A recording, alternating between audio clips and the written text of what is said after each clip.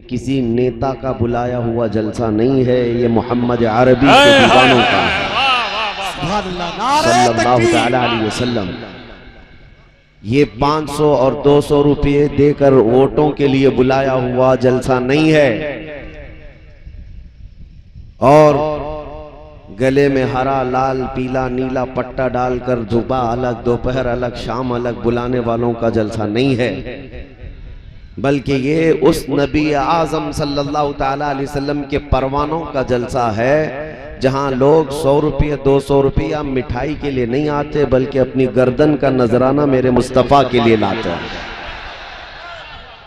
और सुनियो, मैं जलसे से खिताब करता हूं तो आपको मैं एक ही तरफ बुलाता हूं, और दावत भी यही होती है।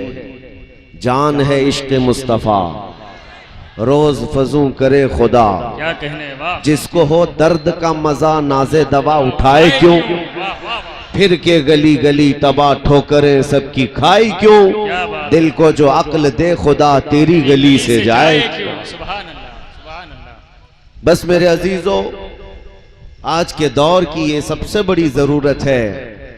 हजार मसले होंगे हमारे, लेकिन आपको ये महसूस करना होगा किस मसले पे मुझे फोकस करना है। ऐ मेरे अजीज सुन्नी नौजवानों, हर आदमी अपने अपने मसाइल से परेशान रहता है, घिरा रहता है, लेकिन वो अक्लमंद है जो उन मसाइल में सुलगते हुए मसले पर हाथ रख लेता है। क्या बात है। और उसको ज्यादा पनपने नहीं देता, वरना देखा जाए तो घर में भी बहुत सारे मसले, कभी किसी के कारोबार को लेकर मसला है, कभी किसी की बीमारी को लेकर मसला है, कभी किसी के बच्चों की आवारगी को लेकर मसला है। लेकिन घर का बड़ा जिम्मेदार वो समझता है मुझे सबसे पहले कौन सा मसला हल करना चाहिए। सब मसलों में सर खपाएगा तो कोई मसला हल नहीं हो पाएगा। जो इंपॉर्टेंट है उसको देखना होगा। अल्लाह हजार बार ना करे, अगर किसी के घर में आग लग गई, मैं एक एग्जाम्पल दे रहा हूं, मिसाल दे रहा हूं। आज हमारे मुआशरे के बड़े मसाइल हैं। हमारे यहाँ बेहयाई आ गई, बदअखलाकी आ गई, एजुकेशन की कमी आ गई, इल्म की तरफ हमारे बच्चे नहीं जाते, नशा में ज्यादा हमारे बच्चे, सूदखोरी तुम्हारे यहाँ आ गई, शराब जुआ ये सारी चीजें घर कर गई। बड़े मसाइल हैं, लेकिन किस मसले पर हमें उंगली रखना चाहिए वो देखना जरूरी है। सबसे बड़ा मसला क्या होता चाहिए जिसको हल करना जरूरी है।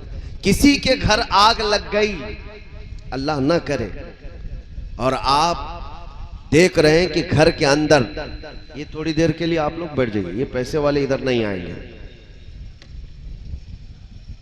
मैं शुरू में ही बता रहा हूं। नात खां हजरात आएंगे तो उन पर आप निछावर करते रहे। किसी के घर में अगर आग लगी हो और उसके अंदर आपका बच्चा में बैठा हुआ है और घर को आग की शोलों ने लपेटे में ले लिया है, आप घर के अंदर दाखिल हुए, बच्चा आग के लपेटों में मौजूद है, आपका अजीज बच्चा, लेकिन उसी बच्चे के बगल में आपके पैसों की, रुपयों की एक अटैची भी रखी हुई है, सूटकेस भी है, वो भी जलने के करीब है, माल बहुत ज्यादा उसमें पड़ा हुआ है, और आपका बच्चा भी है। जरा बराबर अकल रखने वाले से मैं पूछना चाहता हूं, इस झुलसती हुई आग में सबसे पहले आप किसको बचाएंगे? आप अपने बच्चे को बचाएंगे। अकल वाला यही समझता है, पैसा तो फिर कमा लेंगे, लेकिन जान बचाना बहुत जरूरी है, और आप अपने बच्चे की हिफाजत की कोशिश करेंगे। इसका मतलब यह हुआ, जब आदमी कई मसाइल में घिर जाता है, बड़ी परेशानियों में आता है, तो जो सबसे अहम मसला है उसको हल करता है, पहले उसकी तरफ नजर करता है। और मैं क्या कहना चाह रहा हूं मेरे अजीजों, जिंदगी के मसाइल बेशुमार हो गए। आज हमारे मुल्क में, हमारी तहजीब में, हमारे मुआशरे में, हमारी कम्युनिटी में बहुत मसाइल आ गए, आग लगी हुई है। लेकिन मैं ये कहता हूं सबसे अहम मसला जो आज हमारी जिंदगी में है वो इज्जत मुस्तफा की हिफाजत। बेशक सुभान अल्लाह। रसूल करीम सल्लल्लाहु ताला अलैहि वसल्लम की इज्जत की हिफाजत, ये सबसे अहम मसला है तुम्हारी जिंदगी का। नामों से रिसालत की हिफाजत, इसलिए कि मुस्तफ़ा करीम सल्लल्लाहु ताला अलैहि वसल्लम का नाम सलामत है तो हम सब की कायनात सलामत। बेशक जान है वो जहान की, जान है तो जहान है। वाह वाह वाह वाह सुभान अल्लाह। और यही मसला था जिसके लिए करबला के मैदान में बहुत बड़ी कुर्बानी दी गई है। एक तरफ इमाम हुसैन के सामने उनके छोटे बच्चे भी थे, उनका खानदान भी था, और एक तरफ रसूलुल्लाह के नाम की अजमत थी। मैं मिसाल के जरिए से आपको समझा रहा हूं। अब घर की बात मैंने कहा, जब आपके यहां पैसों की अटैची है और बच्चा है तो आप अटैची को छोड़ देंगे, बच्चे को बचा लेंगे। लेकिन जब मेरे मुस्तफा की इज्जत की बात आए, हुसैनी किरदार ये है, न बच्चा देखा जाए न जान देखी जाए, पहले मेरे मुस्तफा का नाम देखा जाए। वाह वाह वाह माशाअल्लाह। वो जो न थे तो कुछ न था, वो जो न हो तो कुछ ना हो, सुन्नियों को ये जुमला मालूम है, वो जो ना हो तो कुछ ना हो। फिर से मैं पूछता हूं, वो जो ना हो तो कुछ ना हो। हुजूर पाक सल्लल्लाहु ताला अलैहि वसल्लम का अगर नाम नहीं है हमारी जिंदगी में तो कुछ नहीं है। और इकबाल ये कहता है, आबरूए माँ जनाम मुस्तफा आस्त, हम सब की इज्जत और आबरू रसूलुल्लाह के नाम से है। बेशक अगर वो नाम हमारी जिंदगियों से खत्म कर दिया गया तो हम चलती फिरती लाशें हैं। मियाँ हम आपके सामने अपने बाप के नाम से मशहूर नहीं, मेरे मुस्तफा के कदमों से मशहूर है। वाह वाह वाह सुभान। अगर वो निस्बत सलामत है तो यहां भी सुरखरू हुई है, वहां भी कामयाबी है। कामयाबी बेशक। आपको क्या लगता है, आज ये भरा मजमा मुसलसल कई महीनों से मैं बगैर किसी नागे के लोगों से मुखातिब हो रहा हूं, हर जगह का सफर करता हूं, लेकिन मैं हमेशा इस बात का भी ऐलान करता हूं, ये जो लोगों का हमारे लिए पलकें बिछाना, हम पर गुलहाय अकीदत निछावर करना और हमारे लिए इस्तिकबाल के लिए खड़े हो जाना, मेरे अजीजों, ये इसलिए नहीं है कि सत्ताधारी पार्टी का कोई नेता आया हुआ है, बल्कि हर बच्चा यहां जानता है ये मोहम्मद अरबी का एक गुलाम आया हुआ है। वाह वाह वाह वाह वाह। हमारी हैसियत सिर्फ इतनी है, जब तक बिके न थे तो कोई पूछता न था। या रसूल अल्लाह, तुमने खरीद कर हमें अनमोल कर दिया। तुमने खरीद कर हमें अनमोल कर दिया। ये नाजी अंदाज हमारे नहीं होते, झोली में अगर टुकड़े तुम्हारे नहीं होते, जब तक के मदीने से इशारे नहीं होते, रोशन मेरी किस्मत के सितारे नहीं होते। और ऐ लोगों, आपको भी ये पैगाम देकर जाना चाहूंगा, बेदाम ही बिक जाइए बाजारे नबी में, बेदाम ही बिक जाइए बाजार नबी में। अरे इस शान के सौदे में खसारे नहीं होते, बेशक सुभान अल्लाह सुभान अल्लाह। इस शान के सौदे में खसारे नहीं होते। मौला इमाम हुसैन का नाम खत्म हो गया, खत्म हो गया नहीं। कोई कह सकता है कि दुनिया में इमाम हुसैन का नाम मिट गया? नहीं मेरे अजीजों, पूरे हिंदुस्तान नहीं, पूरे दुनिया में घूम करके देख लेना, यजीद नाम का बच्चा कहाँ है, यजीद नाम का बच्चा कहाँ है, या उसकी औलाद, उसकी जरूरियत कहाँ है? आपको पता है करबला का इतना अजीम हादसा पेश आया, 22,000 कुत्ते मिलकर रसूलुल्लाह के एक शेर के मुकाबले में आए थे। दुनिया को यह दिखाया भी कि हमने उनके खानदान को काट दिया, मार दिया।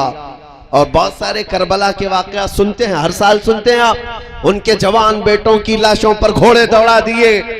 मेरे अजीजों, ये वाकयात सिर्फ रोने के लिए नहीं है, ये वाकयात मातम करने के लिए नहीं है, ये वाकयात सुनने के बाद मैं ये कहता हूं, करबला की दास्तान सुनाने का अहल मुकर्रिर हो, अगर करबला की दास्तान सुनाने वाला अहल मुकर्रिर हो तो सुनने वालों की कैफियत ये होनी चाहिए, इमाम हुसैन को सुनने वाला 80 साल का बूढ़ा हो, उसके अंदर 25 साल की जवानी आ जाए। सुभान अल्लाह सुभान अल्लाह सुभान। इमाम हुसैन को सुन करके सिर्फ माथा पीटना, सीना पीटना और रोना धोना नहीं है, बल्कि तुम्हें ये यकीन भी दिल में पैदा करना चाहिए, 22,000 आ गए, इमाम हुसैन को पता था और 3 दिन की भूख भी थी, प्यास भी थी, बच्चे भी थे, औरतें भी थी, लेकिन वो रसूलुल्लाह का हाशमी शेर कैसा था, चाहता तो वहां पर समझौता करके निकल जाता और रात की तारीकी में कहीं उस मैदान से गायब होता। नहीं, हुसैनी किरदार ने यह बताया कयामत तक आने वालों के लिए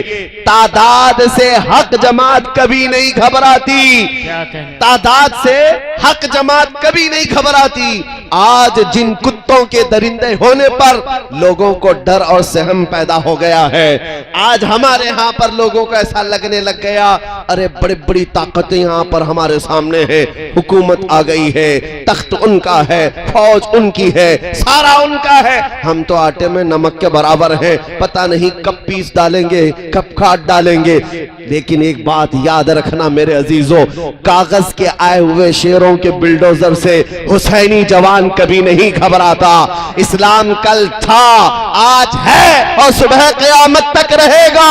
हुसैन आजम का पैगाम यह है, हम तादाद से कभी नहीं घबराते। सर कटा सकता है लेकिन सर झुका सकता नहीं। मर्द हक बातिल के आगे मात खा सकता नहीं। सर कटा सकता है लेकिन सर झुका सकता नहीं।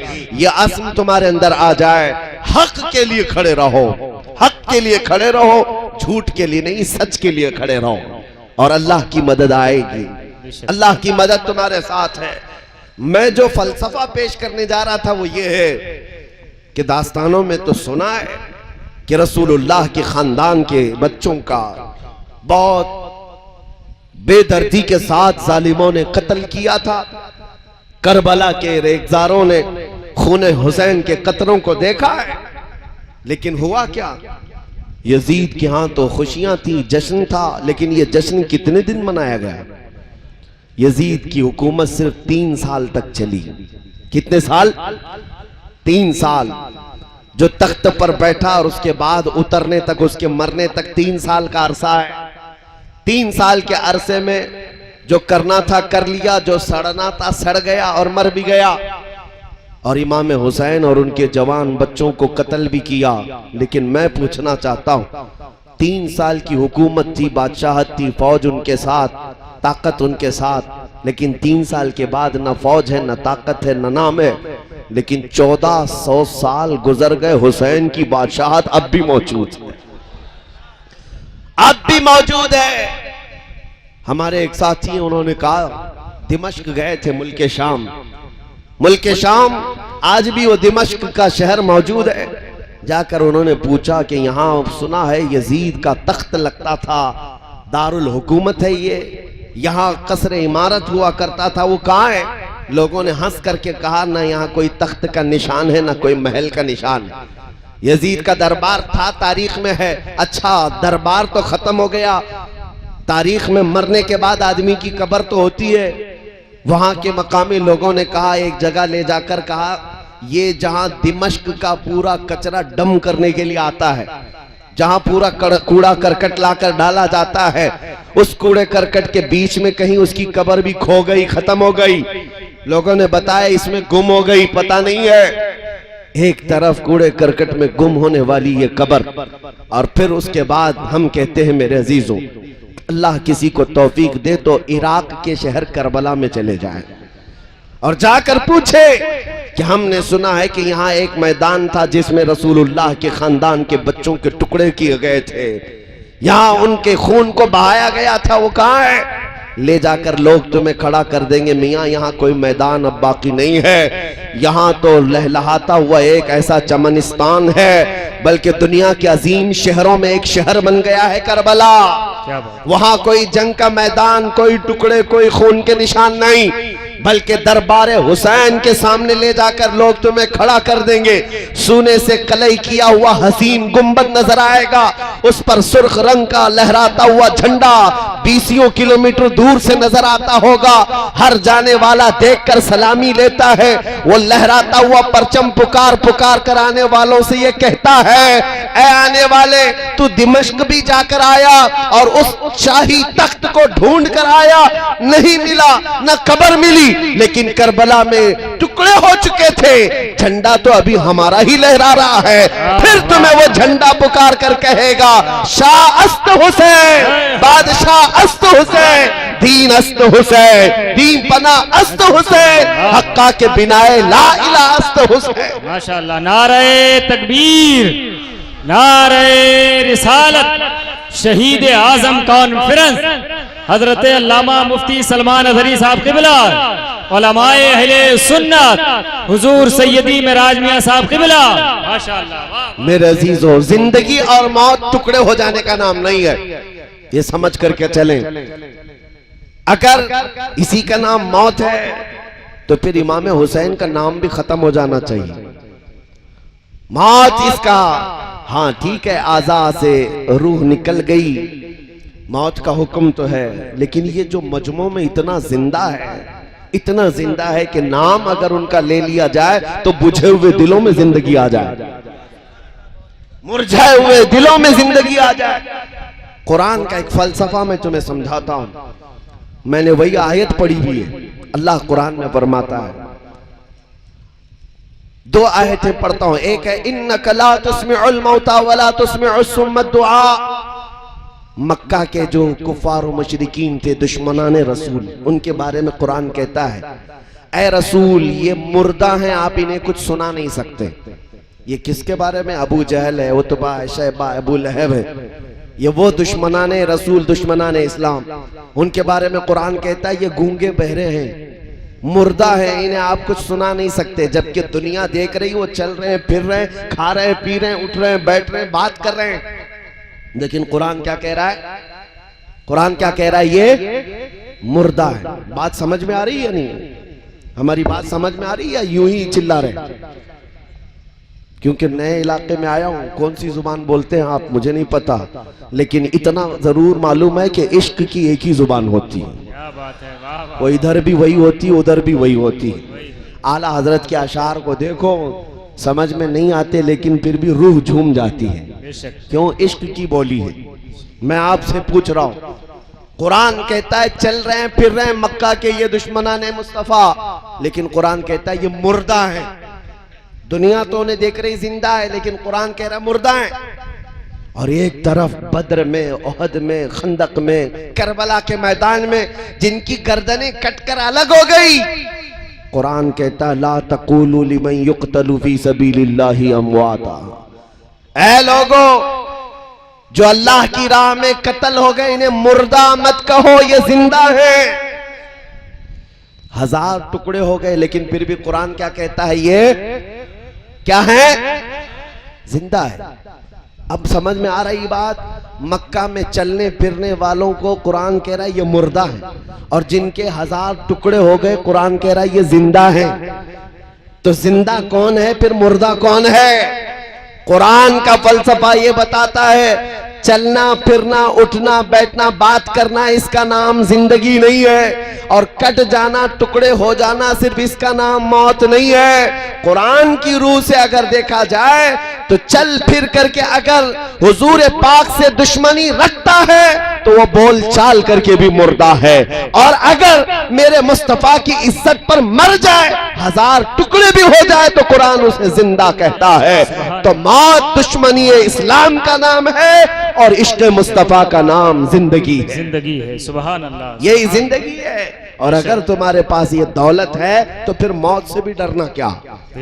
मौत से भी डरना क्या? सबसे ज्यादा आज दुनिया किस बात से तुम्हें डराती है? सबसे बड़ी सजा दुनिया में अगर कोई है तो मौत की सजा है। कौन सी है? इससे बड़ी सजा क्या है? लेकिन आशिक मुस्तफा के लिए, मोमिन जो सच्चा मोमिन है, उसके लिए मौत कोई हादसा नहीं है, मौत कोई डरावना ख्वाब नहीं है, बल्कि आशिक मुस्तफा के लिए मौत तोहफा है। इधर आंखें बंद होंगी, उधर मुस्तफा की जियारत होगी। नबी करीम सल्लल्लाहु अलैहि वसल्लम के दरबार में जाना है। इसलिए ऐ सुन्नियों, मैं तुम्हारे दिलों से ये खौफ निकालना चाहता हूं।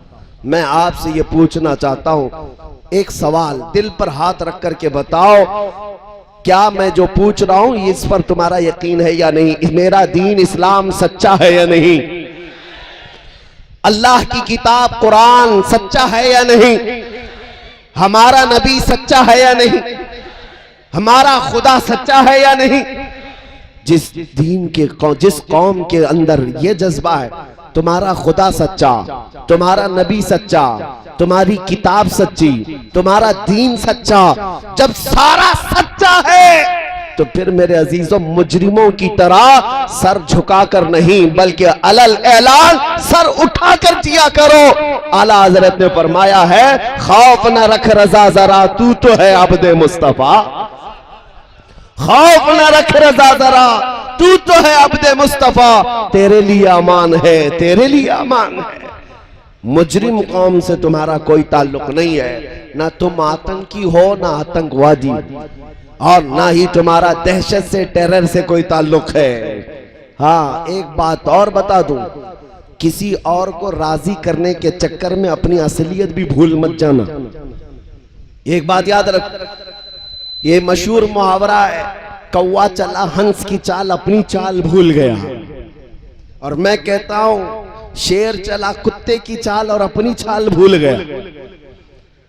तुम किसी को राजी करने के लिए अपना माजी मत भूलो। कोई दुनिया तुमसे राजी होने वाली नहीं। और एक बात ये भी याद रख लो, ये 4 दिन के आए हुए गुंडे क्या तुम्हें सर्टिफिकेट देंगे कि तुम मोमिन हो कि क्या हो? तुम आतंकी हो या तुम अमन के मसीहा हो, कौन तुम्हें सर्टिफिकेट देने वाला है? हमेशा एक बात याद रखो, कोई देखे ना देखे, मेरा मौला देख रहा है। मुझे मेरा दीन ना हक किसी जानवर का खून भी बहाने के लिए नहीं कहा। इंसानों की बात बहुत दूर की है। लिहाजा आज हो क्या रहा है, हमारी कौम के बच्चे डर करके सहम करके थोड़ा सेकुलर बन जाएंगे, वो भी राजी रहेंगे, ये भी राजी रहेंगे। ये दुनिया तुम्हें कुत्ता बना के छोड़ेगी, कभी राजी नहीं होंगी। राजी करना है तो मदीने वाले को राजी करो, राजी करना है तो अपने रब को राजी करो जो एक ही सजदे में राजी हो जाए। और यहां जिंदगी भर इनकी गुलामी करते रहो। राजी करने के लिए कितने सेकुलर बन गए हमने देखा। वो दाढ़ी भी निकाल दिए, टोपी भी निकाल दिए, और अपने सेकुलर बनने के लिए उन्होंने लिबास भी तब्दील कर दिया। कोई ना पहचाने हम लोग सेकुलर लोग हैं। फिर भी हमने देखा है नेतागिरी में 40-40 साल बेचारे जूतियां उठाते रहे। बुढ़ापा आया तो ऐसा कोने में लगा दिया कि अब उनको कोई पूछने वाला नहीं रह गया। क्या ये मिसालें तुम्हारे पास है कि नहीं है? 40-40 साल नौकरी किया, लेकिन जब बुढ़ापा आया तो ऐसा साइड कर दिया गया है कि पार्टी में भी उनका निशान नहीं, हुकूमत में भी कोई पूछने वाला नहीं। इसलिए मैं कहता हूं, ऐ मेरे अजीज, तो दुनिया की गुलामी 40 नहीं 40-100 साल भी कर ले, ये दुनिया तुझे एक न एक दिन कोने पर लगा देगी। काश मेरे मुस्तफा की वफादारी कर लेता, नबी करीम सल्लल्लाहु तआला अलैहि वसल्लम के कदमों में आकर सच्ची गुलामी का दम भर लेता। हमने देखा है इस गुलामी में जो जितना बूढ़ा होता है उसकी इज्जत उतनी बढ़ती चली जाती है, उतनी बढ़ती चली जाती है। ज्यादा अरसा गुजरा नहीं, अभी 5 साल 6 साल पहले की बात है। शायद वो आंखें यहाँ मौजूद होंगी जो वारिसे उलूम आला हजरत ताजुश शरिया को देखी होंगी। हुजूर ताजुश शरिया रहमतुल्लाहि ताला अलैह का मैं एक अजना गुलाम हूँ, देखा करता। 75 साल की उम्र है, बुढ़ापा है, 2 लोग पकड़कर लाकर बिठाते हैं, ले उतारते हैं, लेकिन उसके बावजूद मेरे अजीजों उनके चेहरे पर अल्लाह ने जो हुस्न रखा था, 1 लाख ब्यूटीफुल चेहरों को एक तरफ रख दो और आला हजरत के शहजादे का हुस्न एक तरफ रख दो, उन 1 लाख की तरफ किसी की नजर नहीं जाएगी, उस एक ताजे शरीयत की तरफ सबकी निगाहें जा रही होंगी। वजह क्या है? वो इसलिए नहीं कि मेकअप करके लाया हुआ हुस्न है, बल्कि वो गाजा जो था वो मुस्तफा करीम की निस्बत से हासिल था। इसीलिए मैं ये कहता हूं, किसी की जी हुजूरी करते करते तुम अपनी जिंदगी फना कर डालोगे, दुनिया कभी राजी नहीं होगी। एक नारा याद रख लो जो मारेरा मुतहरा से आया था, किसी की जय विजय क्यों पुकारे, क्या गरज हमको, किसी की जय विजय क्यों पुकारे, क्या गरज हमको, हमें काफी है सैयद अपना नारा या रसूल अल्लाह, हमें काफी है सैयद अपना नारा, नारे रिसालत, लब्बैक या रसूल अल्लाह, लब्बैक या रसूल अल्लाह, लब्बैक या रसूल अल्लाह, नारे तकबीर, नारे रिसालत। इमाम हुसैन शहीद करबला की पाकीज़ा जिंदगी से जो पैगाम निकलता है वो यही पैगाम है। ऐ नौजवानों, कभी इस बात से खौफ न करना कि ताकतें बहुत बड़ी बड़ी तुम्हारे मुकाबिल में आ गई, बल्कि हमेशा ये देखना सारे गुरु घंटाल तुम्हारी तरफ, मेरा रब मेरे साथ है, अल्लाह हमारे साथ है, अल्लाह हमारे साथ है। हाँ, वक्ती तौर पर तूफान भी आते, वक्ती तौर पर बहुत सारी आंधियां भी आती। एक बात मैं बताता हूं, आज के जो हालात पर लोग पूछते भी हैं कि इतने हालात बिगड़ते गए तुम्हारे, ये हमारे अखलाक और हमारे अमाल की शामत है। जिस दिन तुम इस जमात को मजबूती से पकड़ लोगे, जो जमात मेरे मुस्तफा करीम ने बनाई, फिर मजाल नहीं है किसी की। आज कुरान को जलाने की बात, इस्लाम को मिटाने की बात, रसूल पाक सल्लल्लाहु अलैहि वसल्लम के नाम पर भौंकने की बात, ये सब चल रही। तुम तो करोड़ों की तादाद में हो, क्या है ये? दर हकीकत पूरी दुनिया मिलकर मेरे नबी पाक की अजमत में से एक नुक्ता भी नहीं घटा सकती।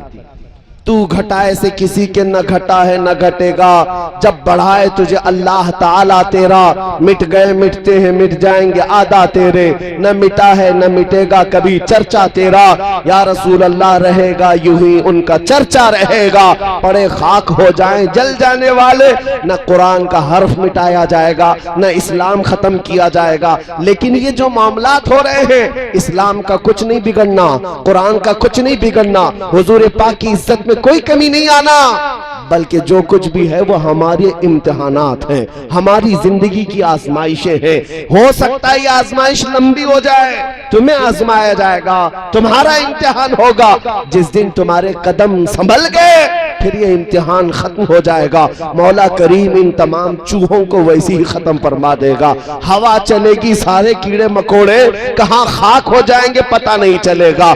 इसलिए कि बड़े बड़े जालिम नमरूद भी आए, बड़े बड़े फिरौन भी आए, चंगेज आया, हलाकू आया, पता नहीं कितने ऐसे बड़े बड़े जालिम आए, तारीख में वो खत्म होकर रह गए। लेकिन इस्लाम कल भी लहलहा रहा था, आज भी लहलहा रहा है, और सुबह क़यामत तक इस चमनिस्तान को लहलहाना है। बात सिर्फ इतनी है, आज अगर हवाएं किसी के साथ हैं तो मैं हमेशा ये कहता हूं, कुछ देर की खामोशी है फिर शोर आएगा। आज कुत्तों का वक्त है, कल दौर आएगा हमारा, कोई मसला नहीं। बगदाद की तबाही की एक तारीख है, मैं आपके सामने बता दूं। ततारी कौम थी, पूरे बगदाद को उन्होंने तबाह कर डाला था, मुसलमानों की खोपड़ियों से मीनार बना दिया था, दरियाए दजला का पानी पूरा खून से लाल कर दिया था, सब खत्म कर दिया, लोगों पर पाबंदियां लगा दी, अजान नहीं होना है, कुरान कोई पढ़ना नहीं है।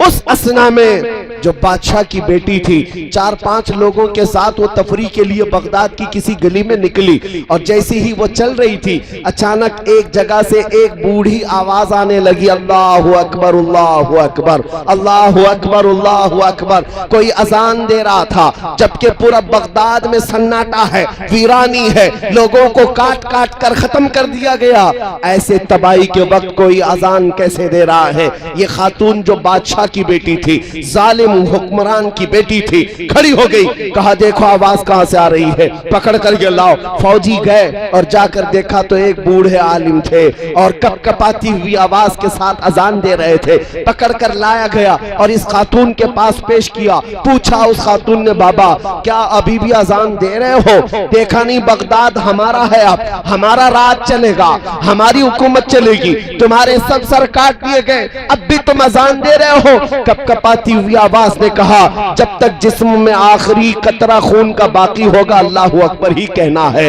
इसलिए कि हम दुनिया में आए थे तभी हमारे कान में भी अल्लाह अकबर कहा गया था और हम मरेंगे भी इसी आवाज पर।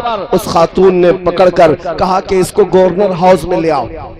दारुल इमारत में ले आया गया, कसरे इमारत में ला करके उस बूढ़े आलिम दीन से पूछा गया, इतने ढीठ हो, इतने सख्त हो, इतनी सारी तबाही देख करके भी अपने दीन पर कायम हो और अब भी अल्लाह अकबर कहते हो, क्या मतलब है इसका, क्यों बार बार रिपीट करते हो? सुनो कान खोल करके, मेरा पैगाम ये सब जगह जाता है, दज्जाली मीडिया भी सुनती है, मैं उनसे भी कहता हूँ इन अल्फाज में असर क्या है। उस बूढ़े आलिम ने कहा, इसका मतलब ये होता अल्लाह सबसे बड़ा है, अल्लाह सबसे बड़ा है, अल्लाह सबसे बड़ा है। उस खातून ने मजाक उड़ा करके कहा, बूढ़े मियाँ तू अब भी अल्लाह सबसे बड़ा है कहता है, ये देख हालात, कहाँ है वो तुम्हारा अल्लाह? इतने तो कट गए, इतने कत्ल हो गए, इतने मर गए, अगर वो सबसे बड़ा है तो अब तुमको बचाया क्यों नहीं, वो आया क्यों नहीं? इस तरह का सवाल तुम्हारी जिंदगी में भी आएगा। मैं आपसे कहता हूं मेरे अजीजों, उस बूढ़े आलिम दीन ने कोई सटपटा करके जवाब नहीं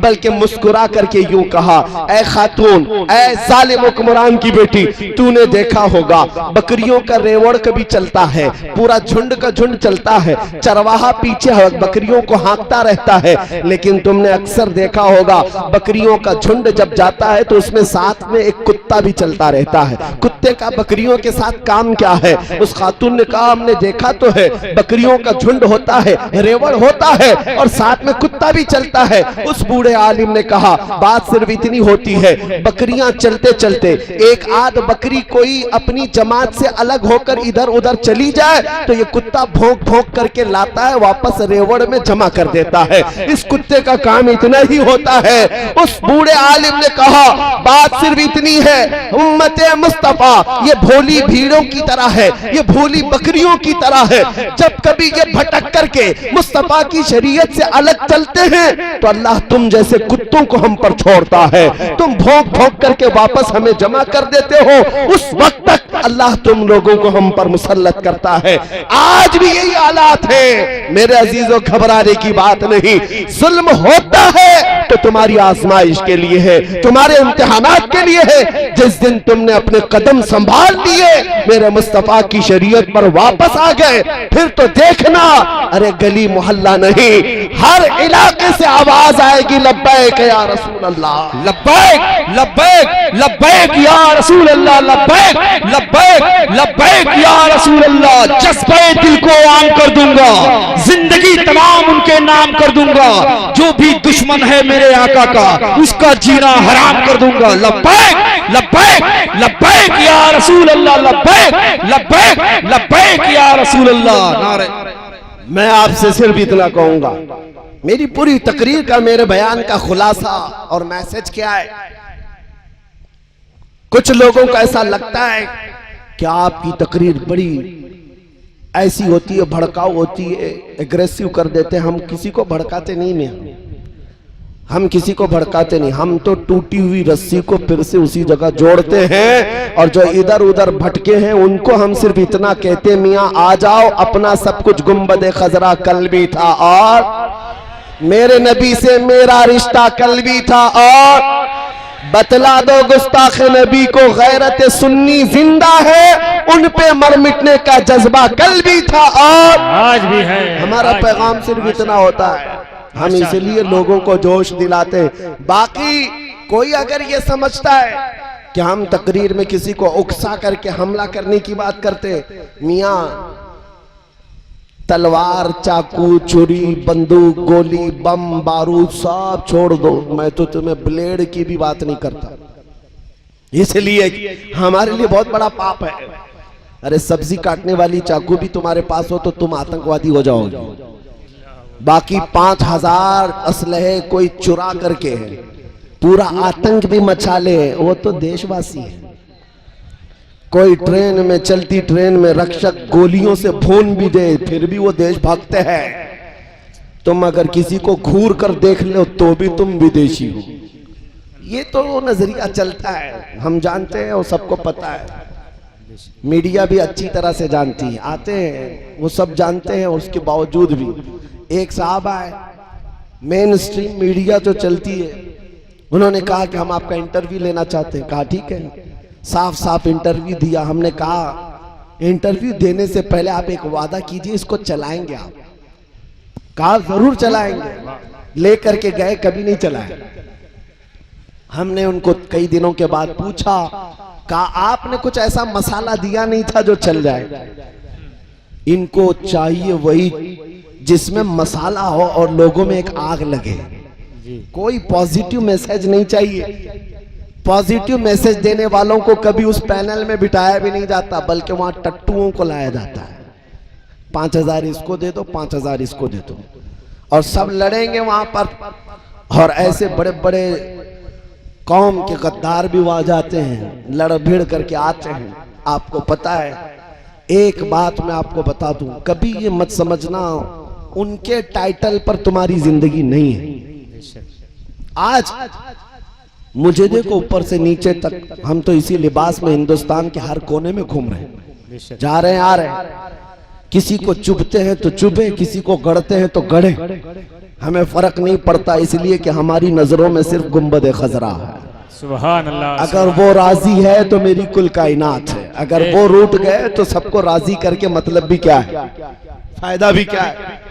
हम दिल्ली गए हुए थे और बड़े हालात खराब थे उस वक्त, 5-6 लोग और भी साथ में थे। हम बड़ा ऊंचा उमामा पहने हुए थे। कहा हजरत इसको उतार दीजिए, बड़े मसले हैं यहाँ, चेक करके आपको कोई NSA लगा देंगे। कहा खामखा NSA लगाएंगे? कहा कुछ भी हो जाता है, मामलात खराब है। कहा अगर आपने अभी कहा है तब तो हम जबरदस्ती पहन के ही जाएंगे। क्यों? कहा कि मैंने कहा अगर ऐसा मामला है मुझे पकड़ करके ले जाना है, फांसी पर भी जाना है, तो ख्वाहिश सिर्फ इतनी है जब मरना होगा तो हुजूर की सुन्नत पर जाना चाहते हैं। क्या बात है, वाह वाह वाह। दुनिया भी देखे कि हमने डरकर अपनी शनाख्त को, अपनी आइडेंटिटी को छुपाया नहीं। नबी पाक सल्लल्लाहु तआला अलैहि वसल्लम की अजमत के कायल कल भी थे, आज भी हैं, और हमेशा उसी अजमत को लेकर जिएंगे। मेरे अजीजों, जो बात मैं कह रहा था वो ये, किसी को राजी करने के लिए अगर तुम अपने आप को बदलने लग गए तो उसके लिए पता है, मीडिया में साहब बैठे बैठे तुमको एक लकब देते चले जाएंगे कि ये आतंक फैलाते हैं, दहशत फैलाते हैं। बोल बोल कर 100 झूठ, एक झूठ को 100 बार बोलो, सुनने वाला उसको लगने लगे हाँ कुछ तो होगा, कुछ तो होगा। तो बाद में ये बंदा खुद ही समझने लग जाता है, अरे कहीं मुझको ऐसा जो बोला जा रहा है मैं हूं तो नहीं ऐसा। इस गलती में कभी नहीं आना। हमने बहुत पहले एक चीज सुनी थी, एक बंदा बकरा खरीदा मार्केट से और 4 ठगी लग गए उसके पीछे कि इसका बकरा तो चुराना है, और सब प्लान के हिसाब से रोड पे खड़े हो गए। जब बकरा खरीद करके वो बंदा बाजार से आ रहा था तो एक ठगी बीच में मिला, सबसे पहली मुलाकात उसकी। कहा मियां कुत्ता कहां से लाए हो? बकरा है लेकिन ये क्या कह रहा है, उस कुत्ता कहां से लाए? तो बकरे का मालिक जो था गुस्से में आ गया, कहा मेरे बकरे को कुत्ता कैसा कहा तूने? लड़ाई हुई, झगड़ा हुआ, चला गया। वो ठगी कहने लगा भाई कुत्ता है। उसने झगड़ा किया, लड़ाई किया और अपने बकरे को लेकर चल पड़ा। दूसरा ठगी बीच में खड़ा था। थोड़े फासले के बाद कहा कैसे आना हुआ, कहां से आ रहे हैं? बाजार से आ रहे हैं। कुत्ता तो बहुत अच्छा खरीदा है आपने। इसने भी कुत्ता कहा। तो अब बकरे वाले को लगने लगा ये क्या कह रहा है, उससे थोड़ा झगड़ा किया, पहले वाले से कम। कहा कि मियां मैं देख दाख करके लाया हूं, मेरे बकरे को कुत्ता क्यों कह रहे हो? उस ठगी ने कहा आपको नजर नहीं आ रहा, ये कुत्ता ही तो है, कुत्ता है, आपको बकरा लग रहा है। झगड़ा तो किया। थोड़ी देर के बाद ये बकरे को कांधों पर उठाकर ले चल पड़ा। काफी दूर जाने के बाद तीसरा एक ठगी खड़ा था, उसने फिर कहा मियां कुत्ता कहां से लाए, कितने का लाए? अब इसका शक जो है वो यकीन होने लग गया। एक बोला कुत्ता, दूसरा बोला कुत्ता, अब तीसरा भी यही बोल रहा है, कहीं मेरी आंखों में धोखा तो नहीं हुआ, मैं कुत्ता ही तो नहीं खरीदा हूं। जगह जगह पकड़ पकड़ करके बकरे को देखने लगा, कान कैसे, कुत्ते के हैं या बकरे के। उसके बाद भी तीसरा उसको समझाता रहा, नहीं ये कुत्ता ही लाए हो तुम, कुत्ता ही लाए हो। उसने कहा ठीक है मियां, जो भी लाया छोड़ दो, मेरे साथ रहने दो। अब उससे झगड़ा नहीं किया।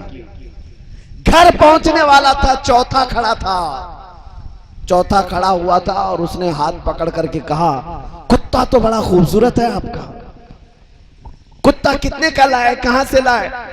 अब ये बकरे का मालिक इसको सच लग गया, उसने बकरे को उठाकर फेंक दिया। कहा मेरी आंखों का धोखा है, मैं गलती से कुत्ता पकड़ लाया था, हर कोई इसको कुत्ता ही कह रहा है, ये कुत्ता ही है। छोड़ दिया और घर चला गया।